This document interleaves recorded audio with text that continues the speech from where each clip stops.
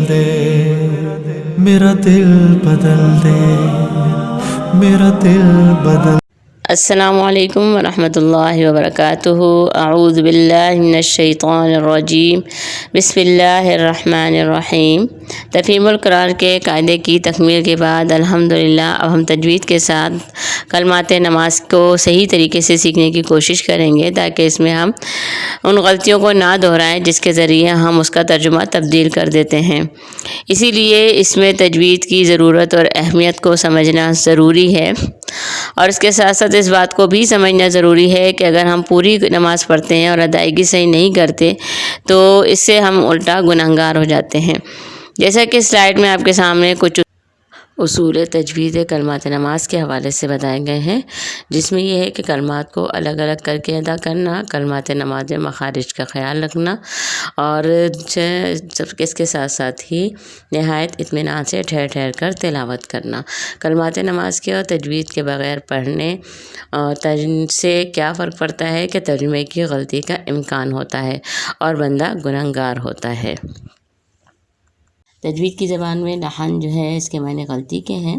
اصطلاحی تعریف ہے قرآن مجید کو تجوید کے خلاف پڑھنا، یعنی جو اصول میں نے آپ کو پیچھے بتایا کہ اگر ہم اس کے خلاف، مخارج کے خلاف پڑھیں گے، اس کے تلفظ کو اس طرح ادا نہیں کریں گے جو کہ ہم نے قاعدے کی صورت میں آپ کو سمجھایا، تو ظاہر ہے وہ ہمارے لیے گناہ کا باعث بنے گا، کیونکہ وہ غلطی جو ہے وہ اس کے ترجمے میں تبدیلی کرتی ہے۔ اسی طرح یہاں پر تھوڑی سی اس کی ڈیٹیل بتائی گئی ہے۔ لحن کی اقسام، دو اقسام ہے اس کی، لحن جلی اور لحن خفی۔ لحن جلی کا مطلب ہوتا ہے نمایاں غلطی۔ جب ہم قرآن کی تلاوت کرتے ہیں تو اس میں اگر ہم ان الفاظ کو صحیح ادائیگی کے ساتھ نہیں پڑھتے تو ایسی غلطی ہم سے ہو جاتی ہے جس کے نتیجے میں حروف بگڑ جاتے ہیں اور معنی اس کے فاسد ہو جاتے ہیں، ٹھیک ہے نا۔ ظاہر ہے اگر معنی فاسد ہوں گے تو نماز بھی ہماری فاسد ہوگی۔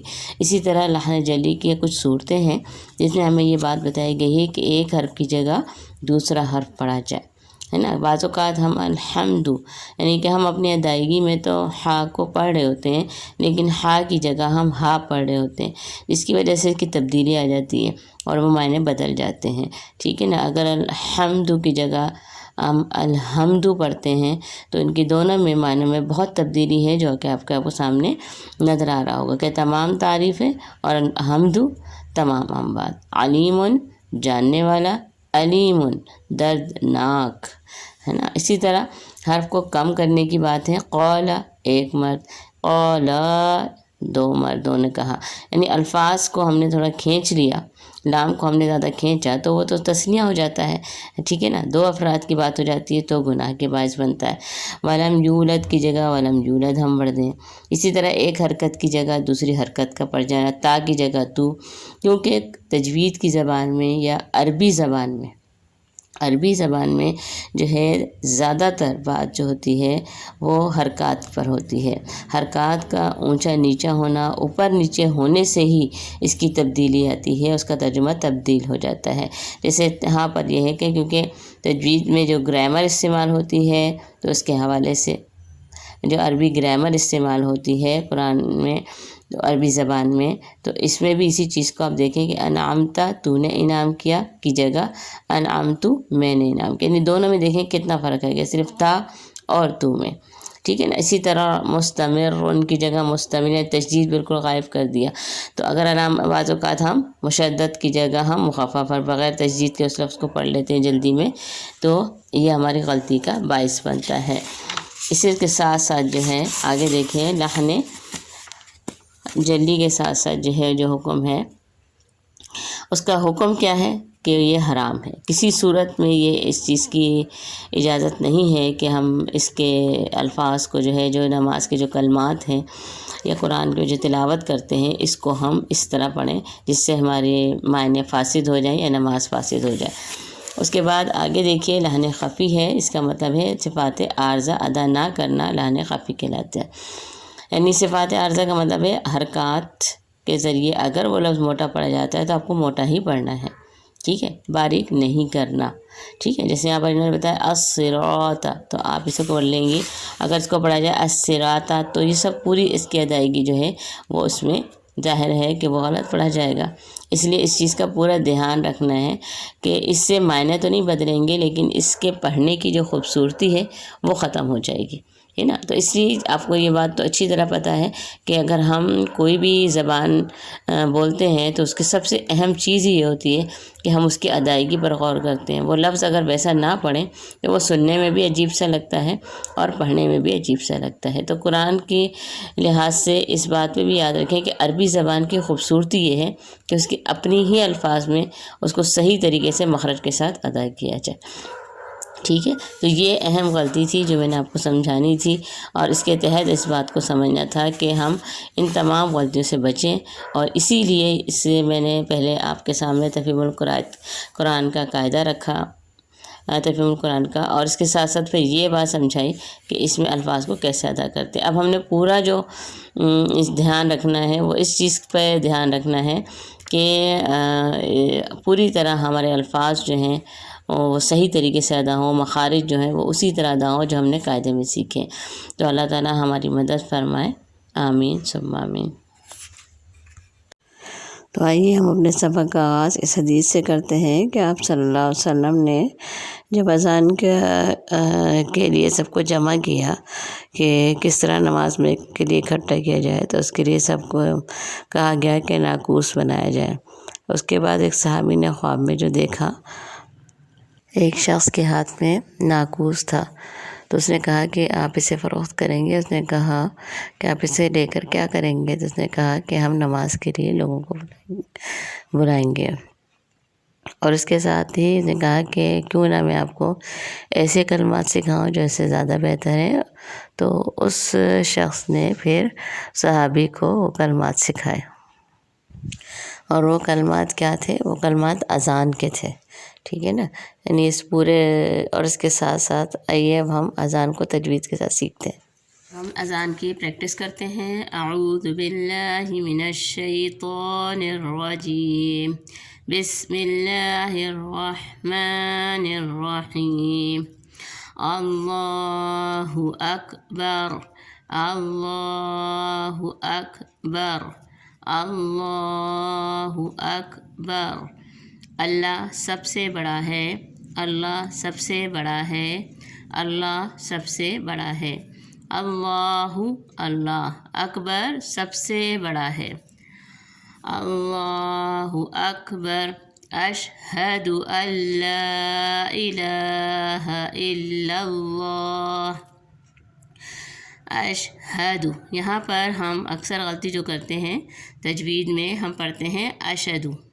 اشہدو جو ہے وہ اس کی غلطی ہے، اس کو ہم الگ الگ کر کے پڑھیں گے۔ اشہدو، ہاں ہم کہاں سے پڑھتے ہیں؟ سینے کی طرف سے۔ اس بات کو ہم نے سیکھا ہے، ٹھیک ہے نا، اور یہ حروف حلقی میں سے ہے لیکن سینے کی طرف والے حصے میں سے ہے۔ اشہد ان لا الہ، لام باریک، لام کھڑا پہ، لام پہ کھڑا زبر ہے تو ہم کھینچ کے پڑھیں گے، یہاں لام باریک، یہاں لام موٹا، پر کر کے پڑھیں گے، ٹھیک ہے۔ اس میں جلالہ پر پڑھا جاتا ہے۔ اشہد ان لا الہ الا اللہ، اشہد ان لا الہ الا اللہ۔ اس کے ترجمہ میں ساتھ ساتھ اس کا ترجمہ پڑھتی جاتی ہوں تاکہ آپ کو سمجھ میں بھی آتا جائے۔ اشہد، میں گواہی دیتا ہوں، ٹھیک ہے، اشہد میں گواہی دیتا ہوں یا دیتی ہوں۔ اللہ الہ، یہ کہ نہیں، الہ معبود، الا اللہ سوائے اللہ کے۔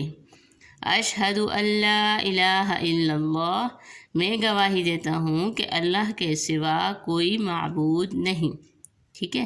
ویسے یہاں پر دیتا ہی بہتر ہے کیونکہ عموماً اذان کی جو ذمہ داری ہوتی ہے وہ مردوں کی ہوتی ہے، تو اس لیے اذان کا طریقہ بھی اللہ کے رسول صلی اللہ علیہ وسلم نے جو ہے مردوں کے ہی ذمہ لگایا، تو لہٰذا اگر ہم اذان کا جواب دیتے بھی ہیں تو معنی دونوں ہی آ جاتے ہیں۔ جواب میں ہم اپنے لیے بول رہے ہوتے ہیں، اور اس کے لحاظ سے جو ہے جو اذان دے رہا ہوتا ہے وہ تو مذکر ہی ہوتا ہے، مرد ہی ہوتا ہے، تو لہٰذا اسی طرح ترجمے میں آ جائے گا۔ میں گواہی دیتا ہوں یا دیتی ہوں کہ اللہ کے سوا کوئی معبود نہیں، ٹھیک ہے۔ اشہد، میں گواہی دیتا ہوں، اللہ الہ، کہ اللہ کے سوا نہیں، الا اللہ سوائے اللہ کے، ٹھیک ہے، اللہ کے سوا کوئی معبود نہیں. ٹھیک ہے، اشہد ان محمد رسول اللہ، میں گواہی دیتا ہوں بے شک محمد صلی اللہ علیہ وسلم اللہ کے رسول ہیں. اشہد ان محمد رسول اللہ. اچھا، اس میں آپ نے زیادہ تر توجہ دینی ہے وہ الفاظ اور اس کی ادائیگی پہ دینی ہے.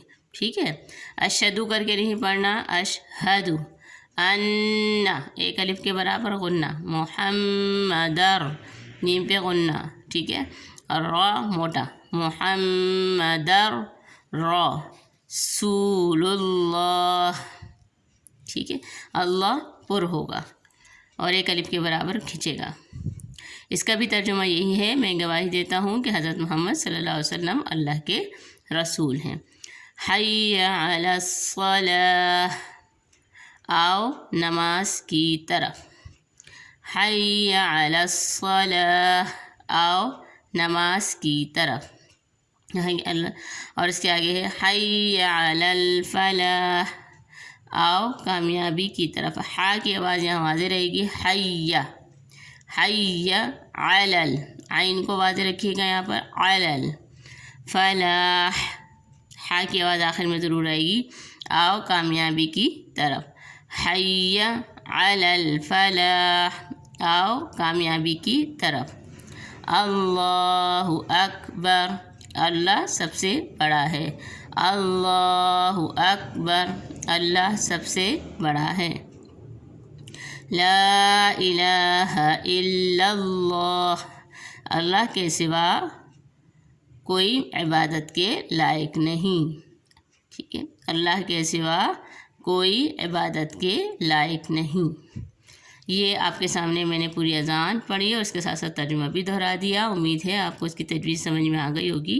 اب آپ کے ساتھ ساتھ اگر اذان کا جواب بھی دیں تو اس کے تلفظ پہ ضرور غور رکھیے گا، کیونکہ یہی چیز میں آپ کو سکھانا چاہ رہی ہوں کہ جتنا آپ اس کو توجہ سے پڑھیں گے انشاءاللہ تعالیٰ اتنا ہی آپ کے لیے یہ بہترین اجر خیر ثابت ہوگا اور آپ کی ادائیگی بھی انشاءاللہ تعالیٰ سے بہت اچھی رہے گی.